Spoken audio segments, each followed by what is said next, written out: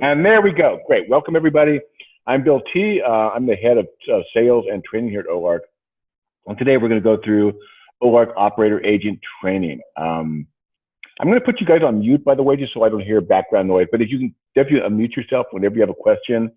This is definitely a presentation, but it's also a conversation. So if I rush over something too quickly or you have a question about anything, I want you guys to have full clarity by the time we finish today about everything about Olark. So I'm going to put you on mute, but by all means, if you have a question, feel free to interrupt me. Just jump right in. It's encouraged. It's okay. So anyway, here we go. Olark agent training. What we're going to cover today is in 3 parts, really. How Olark works, getting set up, setting up your account. Part 2 is a deep dive into the chatting software itself, because that's the most important thing, of course. But then part 3 is going to be best practices in live chatting. Because chatting is definitely different than the phone. It's different than email. And there's a lot of things to really keep in mind to really be successful. And we definitely want you to be successful. So without further ado, how Olark works and getting set up. I've looked at you guys' account for Northern Wisconsin Technical College. You guys have a lot of your accounts already set up. The first thing each person needs to do, each agent, is to set up their own profile on their account, which is what the customer sees when you're talking to them. So what you do is each person will have their own username and password to get into the Olark system, to get into their own personal dashboard. And you do that by going to olark.com and you log in with that username and password, and you will get to this. This is your dashboard. This is not a screenshot, by the way. This is reality. This is me, Bill T. I'm logged in. And the first thing to do is to set up your profile, because that's what the customer sees. Pretty simple to do. And there's a few things you can change. Number 1, your display name. You can have anything you want that to be. That's only unique to the Northern Wisconsin Technical College account. So there can only be one Bill_T for Northern Wisconsin, of course, but there could be a dozen of them in the entire Olark pantheon. But make that something personal. Make it a real name. Don't be a robot. There's a theme about this entire training today, making chat human. You are not a robot. So make sure that's fully realized by the customer when they're talking to them. And the first line of that is a real name. Don't be agent number 16, admin, that kind of stuff. Be Bill T. Below that's your username. Don't touch that. That's just a back-end tool to make sure the right chat gets attributed to the right person. That's for our back-end robots to do routing and stuff like that, reporting. So pretty much don't change that. And the customer never sees that. Because even if you try to be if I tried to be just Bill, I couldn't do that because the usernames are not specific just to my account. That's the entire Olark universe. And so there are probably dozens and dozens of Bills using Olark, pretty common name. So if I tried to use a username of Bill, it would automatically add some numbers like Bill 347296, which is pretty silly looking, but the customer never sees that, so don't worry about that. Below that's your contact email. No reason to change that, but if you get different alias, different email you're using, that's fine. You can change that there. Your username and your password and stuff, of course, you can change that down below. That's always a good practice to change your password every month or two. Olark is very secure, but it's always a good idea to change your password just so it's secure. You can add a photo, and this is important also because you want to, once again, humanize the chat. So you can add any photo you want, and I recommend not clip art. Don't put a perky picture of someone with a headset on. Take a picture of yourself. Have fun with it if you want to. I've got a Jedi here myself. You can change that anytime you want. The only caveat on that is it has to be 100 by 100 pixels. We don't resize it or edit that in any way. We do store it for you, but we don't touch it. So do your editing before you upload it. Like my picture here is just, it's 100 by 100 pixels, and that's great. But if I tried to upload the original, which is about 475 by 350, you might just see my nose and my chin, and that's not very effective. So once again, do that editing before you put it up. And of course, there's a radio button right there to make sure it actually displays in the chat, because you can turn it on and off, stuff like that. So that's setting up your profile. It's pretty simple to do, but get that started. That's your first step, really. So once you've done that, you're ready to chat. So let's take a look at the chat software itself. How to get to that? Every page of your dashboard, no matter where you are, there's a green launch chat button, exactly like that. You click on that, and you will get to here, chat.olark.com. This is our chat console. We call it OpCon. You can call it whatever you like. But this is where you can receive and answer chats. You'll see, once again, we're not looking at screenshots. This is reality. I'm logged in here, Bill T on the right.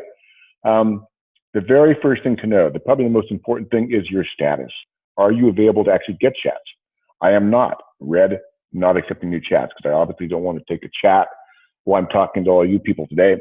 But I have control on that. If it's my chat shift, I can actually log in, and I can get set up. I can get my third cup of coffee. I can get a donut for strength. I can set up my tools in advance, everything ready to go. And then if I want to chat, I click on that status bar. It goes green, accepting new chats. Lunchtime, break time, I want to take a phone call, stretch my legs. I've been sitting down for too long. I can turn it off. So that's your prime directive, is to monitor your status at all times. If you leave for lunch, take a break, a bio break or a coffee break, turn it off so you don't get a chat coming in while you're not there, because you will miss, if you miss a chat, that's a bad thing for everybody. However, this is more of an admin thing, but if you do miss a chat, because we're all human, I've certainly forgot to turn it off when I took a lunch break before. It happens. Forget to turn it off. A chat comes in and you don't answer within 5 minutes, it gets routed to somebody else. So in this case, if I miss a chat, it would be routed to Brooke or to Emily or to Sarah, who's on duty for Olark right now. So there's that fail safe is there, but you don't want to make the customer wait. So that's your number one thing. Monitor that.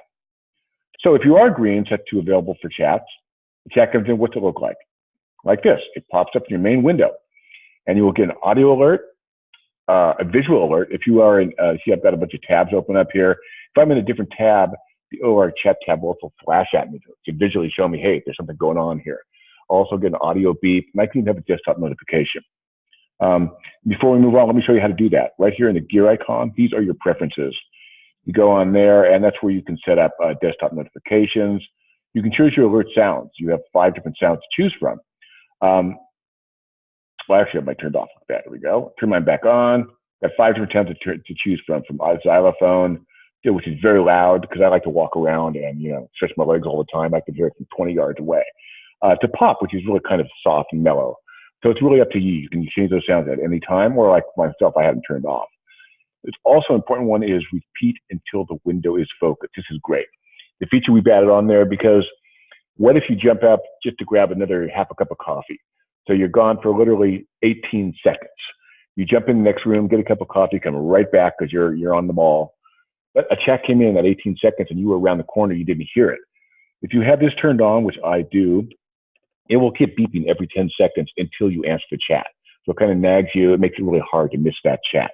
So it's up to you, but I recommend turning that one on. That's a great one. You can also have on desktop notifications because, well, for instance, I'm here in California. My chat shift for Olark is Friday afternoons. A lot of times in the late afternoons, I'm the only person on chat.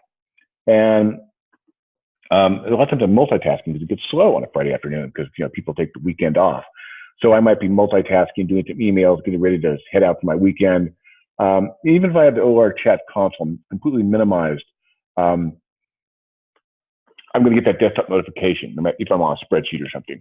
And then I click on that notification, it will relaunch the chat box right to the chat. So it's really quick to get back there.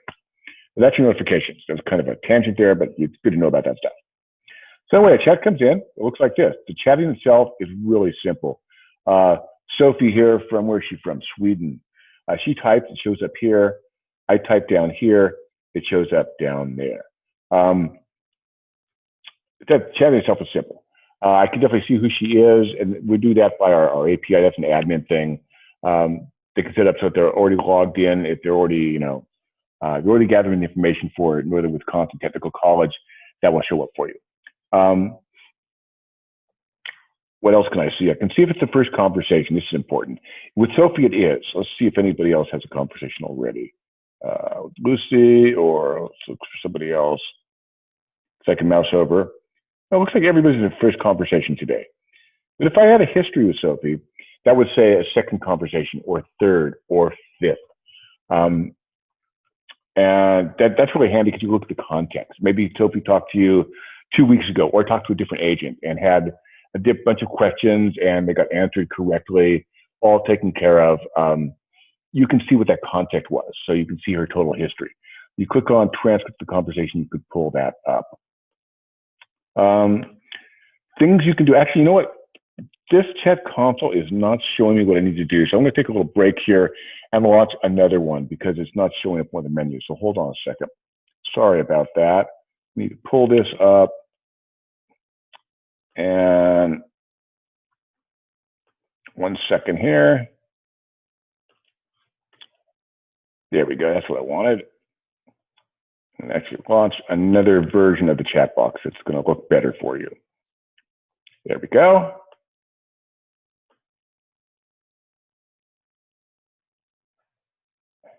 Excellent. That's much better. Great. It wasn't showing here. I was in Chrome, and there was I have a little bug in my Chrome here. So I moved to Firefox. What I'm showing here is the action menu. This is really important. These are JavaScript shortcuts to functions that make chat way more efficient, and I guarantee you will use them every day. And there are things like transfer chat on the very top. So if Lucy here, who is she from? The United Kingdom, she comes on and says, I need to talk to my salesperson, who is Emily. Can I talk to Emily? I've already talked to her 3 or 4 different times. She knows my whole story. I can transfer specifically that chat instantaneously to Emily or to Sarah. Or if you guys are using different teams, like an admissions team, an info team, if your admins choose to do that, you can transfer to a different team. And it's really simple. What you do is transfer command, and then you can set an ampersand and then Emily. And boom, you can transfer to Emily. Or you can even leave a note. You could say, hey, Emily, this is your salesperson that she talked to you last week. He's asking for you. So what Emily will see is Bill wants to transfer this chat. And she'll also see the note that I leave so I can give her that context. So that's really important. You want to make sure the right person gets the right chat at all times. You can send it to everybody. It's like, say maybe you've got multiple chats going on. You've got, let's get a few chats going. So you got 3 chats going on. You're starting to get overwhelmed, too many questions coming at you. You can hit the transfer command and not assign it to a specific person. Just transfer with a note. Hey, I'm getting too many chats. I'm getting overwhelmed. Can someone help me out? That way, everyone sees that Bill wants to transfer a chat and why. So that really helps you out. And use that, make sure the right person gets the right chat. Other action menus, blocked. Say I get a chat with somebody who just found me through random Google search, and is wasting my time with nonsense questions, have nothing to do with my business, maybe even being inappropriate, because that's the internet and people are that way. I can block them instantaneously. They can't send me any more messages, and I can just close them out. So that's a way not to have to listen to nonsense and not waste your time. You can tag a chat, which means what's the chat about? Is it a admissions chat? Is it a finance chat? Is a question about classes? Whatever it might be. Your admins can tell you what they want to know, and you can label that chat. You get the tag, and then you just type it as sales like that. Whatever that tag is going to be, that gets appended to the transcript itself. So your admins can figure out what the heck you guys are talking about. If you're doing 1,000 chats a week, they're going to know what are the main type of things you're chatting about, things like that. It's also really a great way to find something later on. You could one thing I do is I tag things follow up. If I want to make sure I follow up later on when my shift is over, I've got more time to really dive into and dig into a problem, stuff like that. I can take a follow up, then I can go in my dashboard into transcripts and find that really simply and easily by searching for the keyword or the tag follow up.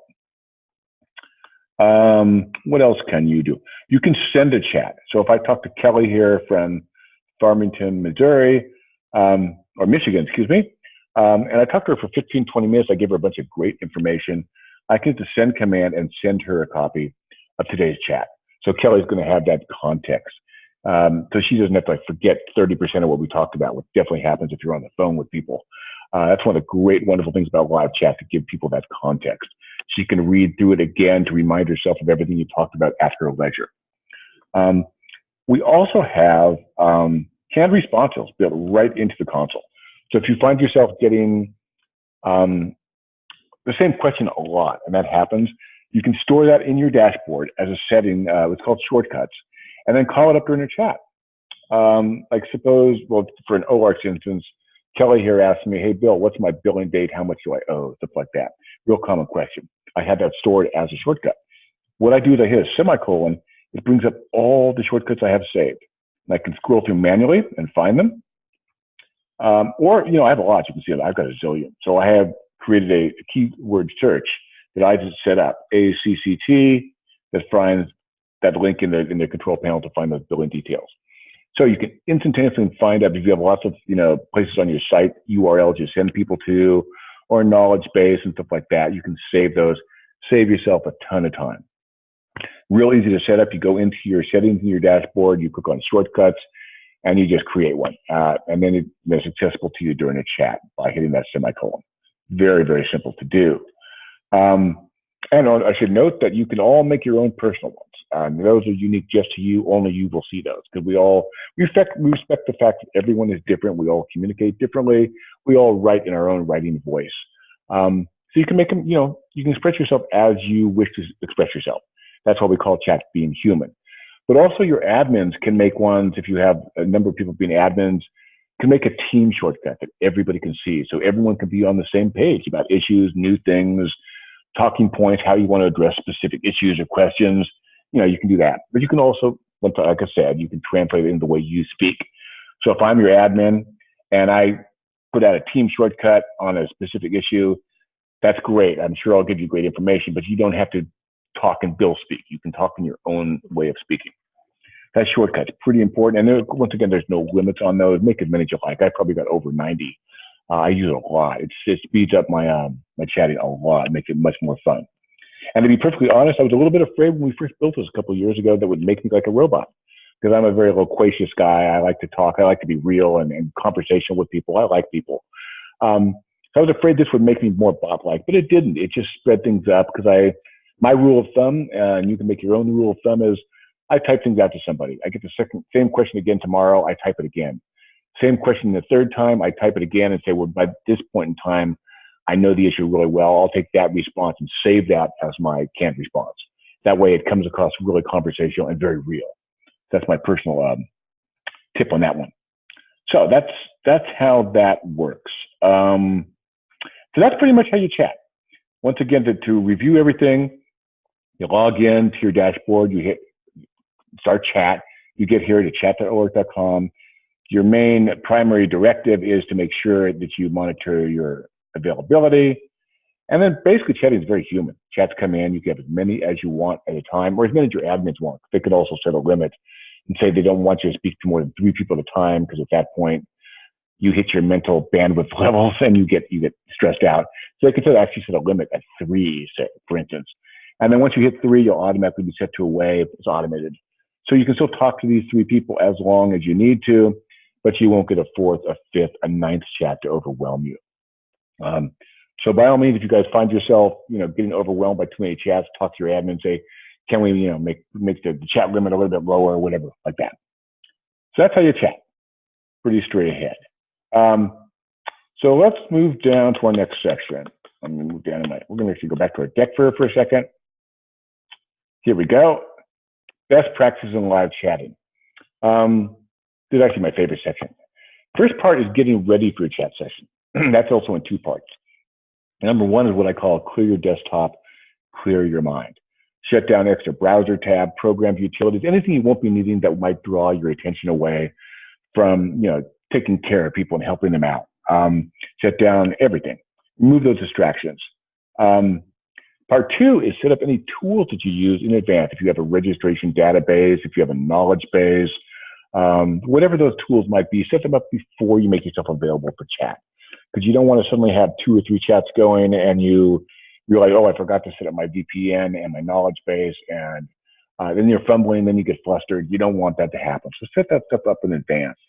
And my personal tip on that one is do it the same way every day, and then muscle memory takes over. I've been doing this for 6.5 years. And an example, my registration database is always the top right. My knowledge base is always bottom left. My translation tools, because I talk to people all over the world, is bottom right. My internal chat, so I can talk to engineers and get help if the question comes in I don't know, is always top left. So even if I have 5 or 6 chats going at a time, I'm getting heavily peppered with a lot of questions. I don't have to think at all. Muscle memory takes over. I know right where to go with my registration database, my knowledge base, translations, stuff like that. And there's no way to do it wrong. If it works for you, that's the right way for you. So find that way, whatever works for you. I'm on a small laptop from my couch every day. So I'm really, I work hard on making sure I don't, get flustered and have a hard time finding stuff. So do it the same way every day. Anyway, so once you're all set up, make a cup of tea, coffee, get a cookie, and you start chatting. So let's talk about the real nuts and bolts of best practices. This is Bill T's critical top 15 best practices list. I call it Bill T's because I made this deck, but it's actually my entire team. I've got a 35-person team. You guys are a little bit larger than me. We meet every week and talk about what's successful, how everything's worked, what makes people happy, how we can do great at chat. And you guys should too. So it's really my whole team, and this is our top 15 things we feel you need to keep in mind to really be successful. Some of these will seem blindingly obvious, but the way I think, there's nothing so simple, so obvious that you shouldn't keep it in mind at all times and make it a habit. So let's dive through these. Number one, be fast. Never keep a customer waiting. Their expectation is there's a live human being there to help them out with whatever their question is. So be that person. Try to get to them under 10 seconds if you can. That's what I set as a goal for my team, and we usually hit it. But you don't want to make them wait for 30 seconds or a minute. They're going to be frustrated. They might even go away mad because they couldn't get a hold of somebody. And so even if you've got 4 chats going, you're super busy, at least make that connection, say hi, let them know you're there. You'll be back in just a second because you're a little bit overwhelmed at the moment, but you will be back. Once you've made that connection, they're happy. Don't make them wait. Number 2 is in the Captain Obvious realm. Be friendly, be helpful. That sounds kind of obvious, but your main goal here is to make sure the interaction is a good one for your university. So make sure you're in a good mood, you're relaxed, you're well fed, you're in a good headspace. And your first job is to calm people down, make them know that there's someone there to take care of their problems or issues to really help them out. That's the way you want to, that's your first step on an interaction. So make sure that you're in a good mood and, let people know that you're their savior. You're their life preserver. And always address the customer by name if you're gathering it or they offer it, because you want this to be a human interaction. And always end the chat in a really polite and friendly way with a thanks for stopping by their name if you have it. Don't hesitate to come back if you want to talk again. My chat shift is, Thursday afternoons, 2 o'clock to 5. So if you want to talk to me again, that's when you can get a hold of me. Make it a human interaction. Okay, number 3, take the time to listen closely to questions before you respond. Active listening. You want to make sure you really know what people need before you respond, because sometimes people come to customer service or, to get help. They're flustered. They've been trying to figure it out on their own for a long time. They can't figure it out. They're not in their best angel, their best mood. Your main goal is to calm them down and to make sure, give them time to explain themselves really. And don't be afraid to ask, for clarification. If you don't completely understand it, don't bluff. Just say, I'm not sure I understand what you mean. Can you rephrase that? I've been doing this 6.5 years. No one has ever been mad at me even one single time for asking questions for clarification. In fact, people like that a lot. It shows you're listening. So, take your time. It's not a rush. It's not a speed game. It's not a foot race. It's a race about quality. You want to make sure people are really happy. Number 4 may sound like the antithesis, but it's not. Try to anticipate any follow-up questions from their first question if possible, because your goal is to make sure when they walk away, they know everything there is to know about, everything. And sometimes there's a follow-up question to the first question. They don't even know that, but you know that from your experience. Example that I give here, and by the way, I'm recording this, of course, so you're all going to have this copy for you. If an Olark customer comes to me and asks how to get started with the chat box on the page, easy peasy. That copy and paste some JavaScript code, done it 1,000 times. But I always anticipate that they're going to need that part too. They're going to need to know about chat.olark.com, the chat console, because once they get on the page, they got to know how to actually answer those chats. So I anticipate that. You can't always do that because not every question has a follow-up, but do your best because it'll make people really happy if they don't have to come back tomorrow or in 2 hours with another question. Number 5, this is probably the most important one on our list. Don't guess at an answer. Don't try to bluff. If you don't know, ask for help from your fellow agents, transfer to someone with a different skill set. No one knows everything, but with your whole team together, you probably do know everything. But don't try to bluff your way through because you will be caught. In fact, you should probably all get this tattooed on your right forearm when we're done today, because that's the one thing you want to know the best. Once again, in 6.5 years, no one has ever been mad at me if I've said to them, I'm sorry, I don't know. That's a little over my head, but I will go right now and find someone who does. I'll either transfer to them or I'll go get the answer for you. People actually like that a lot. So don't be afraid to say you don't know. and then go get that help. Number 6, go ahead and use a translator for quick links and stuff like that. But use it carefully. If you're using canned answers, go ahead and use our shortcuts as much as possible. Really speed things up, but be careful with that.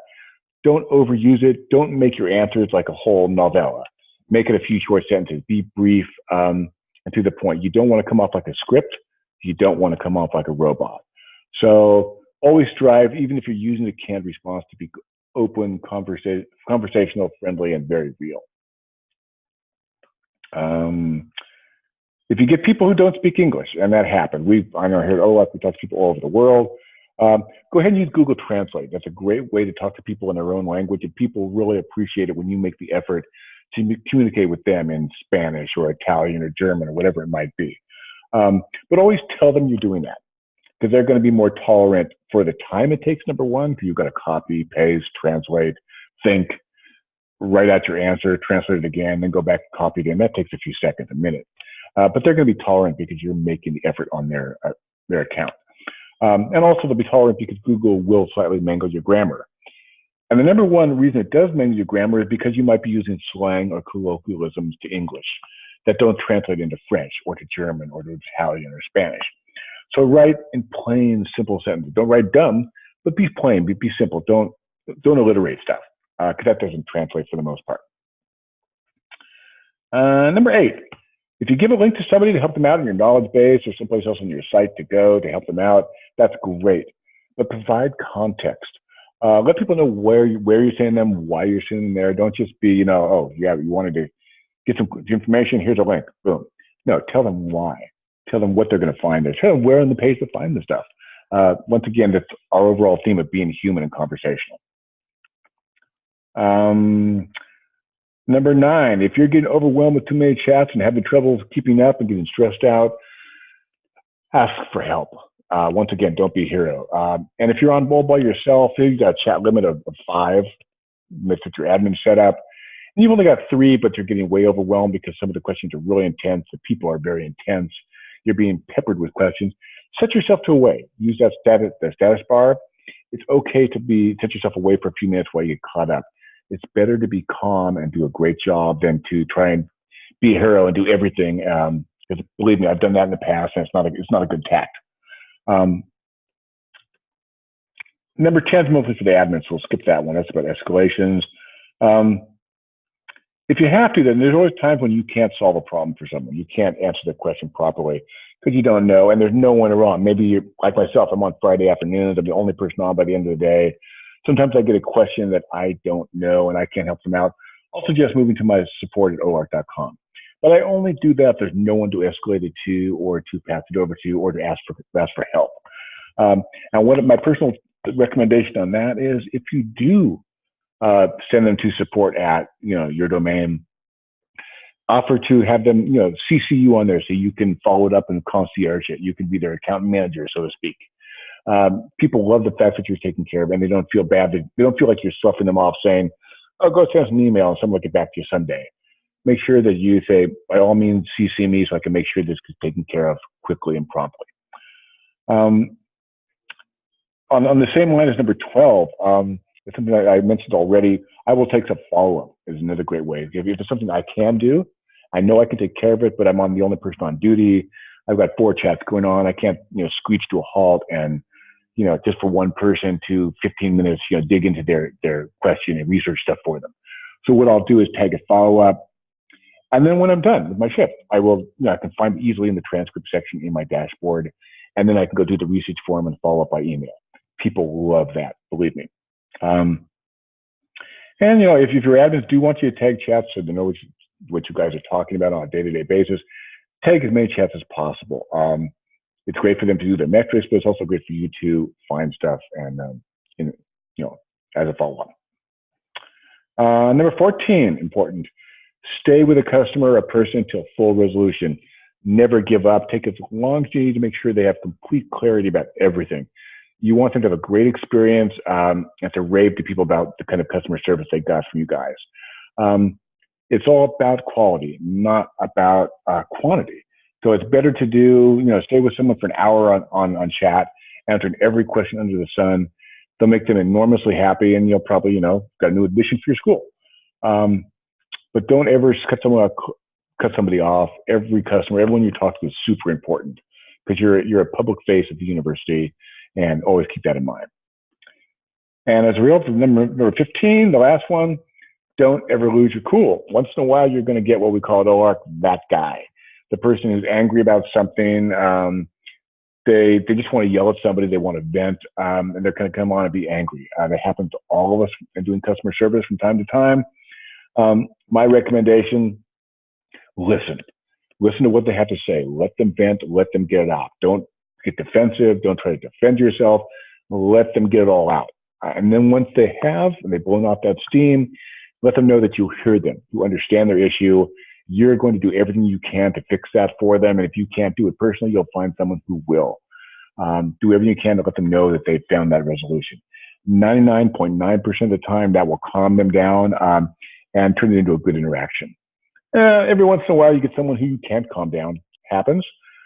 Just become more professional and, like I said, offer to do everything you can, escalate it, take care of the problem. Happens to everybody, but remember, the next person is going to be great because chatting with people. I mean, if you've been doing customer service before and doing it through email and the phone stuff, you'll find that chatting gets you greater satisfaction because it's really the fact that people are getting their issue solved right now on the spot. The resolution's immediate, and people love that. They will thank you profusely. So even if you do get that guy once in a while who does, makes you lose faith in humans around the world, the next person's going to make you feel great. Chat is actually a lot of fun, and taking care of people quickly and efficiently gives a lot of satisfaction on both sides of the class. So don't ever lose your cool. Be a superstar.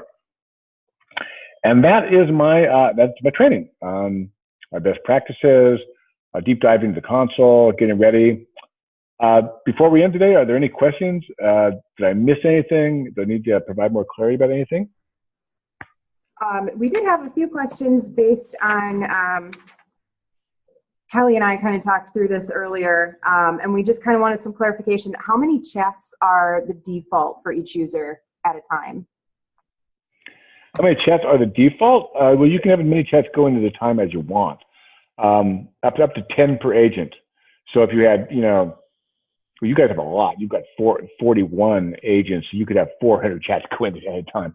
But it defaults to 10 per agent, which is actually really a lot. You would be crushed if you had that many going at the same time. Okay. Chat limiting defaults to unlimited. So you have to actually turn that on if you want to limit chats. And that's an admin feature in your dashboard in your settings advanced. And that's organization-wide, correct? Correct. Okay. And then we had some questions around how chats are routed to everybody. So if we have, all of our chats going to our customer service team and there's 5 of them logged in, is it just round robin automatically, or, how is it determined which chat is going to which person? Okay, that's a great question. Thank you. There's 2 ways. There's one's called all operator, which means if that's set on, the chat request will go to everyone who's online and available. So let me go back to our chat console here for a second.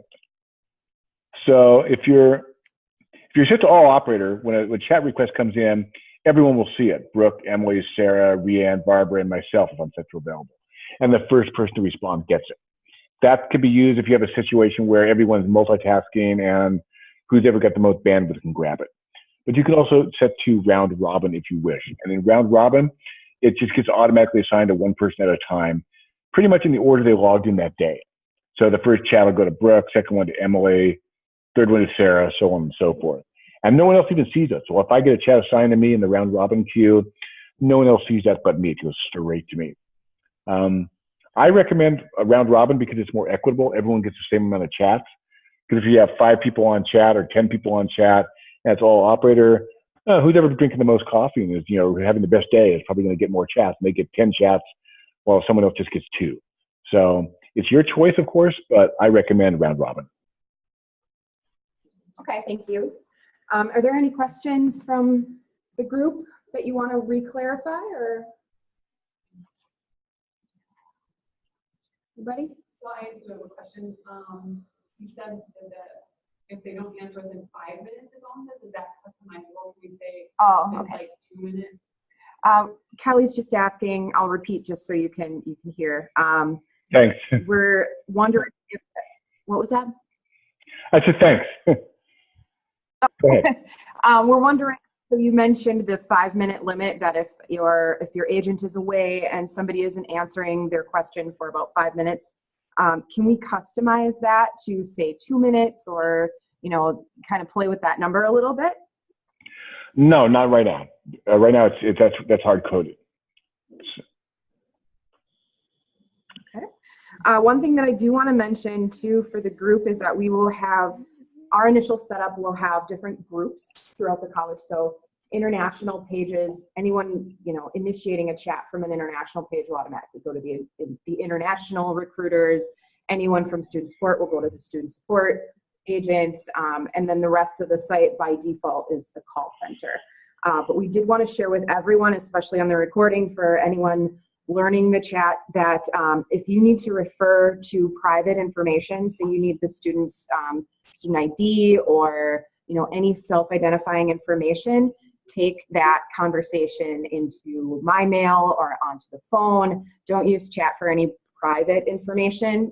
Just keep FERPA in mind, and always refer to a more secure channel if you're going to be talking about secure issues. Well, I'm glad you brought that up. I'm glad you brought that up, because I talked about transferring, if you remember, in the action menu, the transfer command.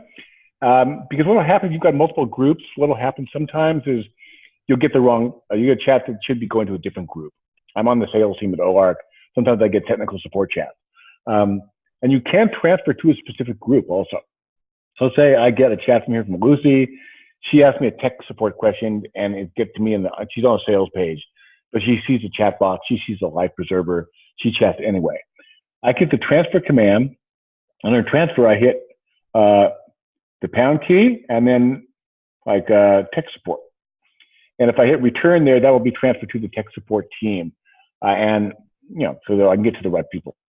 So, because you will have that happen. If there's multiple groups, once in a while, you'll get something you need to transfer. So to kind of go over that again, you can transfer, you can go to a specific person, you can send to a specific group of agents, or you can just send a Hail Mary to everyone who's online available. Okay. Kelly, did you want to clarify that at all? Yeah, just like what you do right now. You know, we follow the purpose. So like if someone's emailing us from their personal email, we don't really release specific information about their financial aid or the program. It's really, so chat's really just an avenue for a lot of general information, because we can't verify they are who they say they are over chat. So we're following the same FERPA guidelines that we do for, you know, email and as we do right now. So just something to remember. And we can always come up with some type of a script to say, like, you know, this, if you're inquiring specific information, you know, you can give a call and we can talk to the phone. Okay. So to transfer to a different area, you choose transfer and then you choose their email to send it to them, or how do we actually transfer? Bill, can you show us like a true transfer? If you're not transferring to a group, are you transferring? Are you hitting transfer and then choosing a person from the list? Yes. Anyone? Yes. When I hit the transfer, I can go ampersand. Oh shoot, that person went away already. You find a live one. There we go. I hit transfer. I hit ampersand, and that'll choose from who's ever logged in. Like there's Emily, and that'll go specific to Emily. If you hit the pound key, you can transfer to a specific group of agents, like tech support or customer service, sales, stuff like that. Okay. No, so it'll be their, like, It'll be their name. on Olark chat. So everybody has their own name now, right, for Olark. Oh. So it'll be, Everybody that has a license. So yeah, it'll be at pretty much whoever's name you're transferring to, or who, you know. So if the person that we want to give that transfer to, you're not on the list. Yeah. Are there any other questions for Bill? If if they transfer, or what if they want to transfer, it's like, say to Sarah, we're not at our desk, we're not available, what happens with that call? Okay, so we have a question about if we're transferring to somebody who is not currently available in chat. Well, if they're not logged in, you can't transfer them because they're not logged in. That at list that you see will only be the people that are actually logged in, either logged in or set to unavailable. I can still transfer to Brooke, even though she's not accepting new chats. I can send a transfer to her. So, but I have a 35-person team right now. I've got 5 people logged in. I can only transfer those 5 people that are logged in and ready to get chats.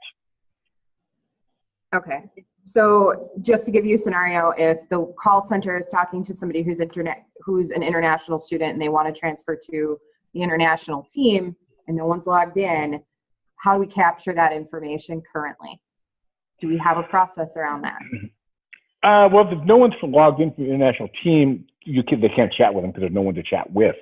You can send it. You can send a transcript to them later on, and alert them that way. Because you're chatting with somebody right now. When you're done chatting with that person, that becomes a transcript. So you can flag that one for follow up, and then send that via email to the international team. But if no one's logged into chats, you can't send a chat to them because they're not there. So just to give everybody the shortcut too, I know there's a shortcut to send a transcript into Salesforce. So that might be a good option for, we don't have somebody online right now that we can transfer your message into. I think that's like just a exclamation point Salesforce or something along those lines.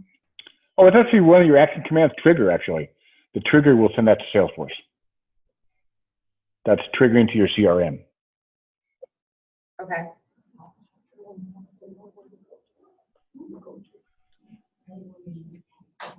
Okay, I think, what was that? Would they find I mean, this is really user friendly already, but are they looking to just do menu without using additional command like add or hashtag or anything like that in the future? Okay, Boise's asking about improvements to the interface. Are you looking to improve the system by not requiring the @ sign or the hashtag sign? To not requiring the ampersand or the hashtag sign? Well, we have to have those so we know whether it's going to a specific person. No, that is our improvement. I don't know if there's any change they want to make in that right now. I mean, that's a product development thing. But what specifically would you like to see to make that different? And I can make that suggestion to my product development department. I think it's just like a. Yeah, so I mean, that's an additional function that we have to cover. Oh, it's just an additional thing to remember. Yeah, you just transfer, maybe the name just pops up, who do you want to transfer? Like a menu option. Okay, so basically we're saying if you type in transfer, then the next logical option is who do you want to transfer it to? So yeah, he's saying you could use that. Yeah, it'll become a habit. I mean, if you just transfer, it's going to send to Emily, Sarah, and Barbara, and Rhiannon and Brooke. Because they're logged in. So that's kind of, I call that the Hail Mary. So it's kind of a thing that you need to train yourself to. If I want to just do a Hail Mary, it's just transfer with a note. If I want to transfer to a specific person, then it becomes ampersand, @ or the hashtag for a whole team. Okay. So basically today Bill's giving us an overview of the functionality that Olark has. So the next step is to figure out what that means for our team, right? So now we know what it can do, and now admissions or recruitment's going to figure out what's our schedule, who's going to be on the schedule, what are we going to do as a team, how do we transfer, when do we put it into CRM? So there's going to be obviously all these questions that Bill can't answer for us, but he's just giving us the tools that we need to make it. Going into. So we're going to take the rest of the conversation offline. Thank you, Bill, for walking us through the tool. We have a few questions internally that we're going to deal with as our own setup. So if no one has anything else that's specifically about the tool, we'll take our next part of the conversation offline to let Bill, I'm sure you have other clients that you need to talk to today. So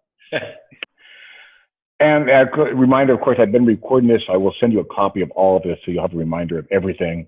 I'll also send a copy of the deck we were looking through, so you'll have those, like our best practice and stuff, all right there for you. Okay, perfect. Thank you. Great, nice talking to you all. Great questions, and welcome aboard, and I hope you guys do great. Have a great day. You too. Bye.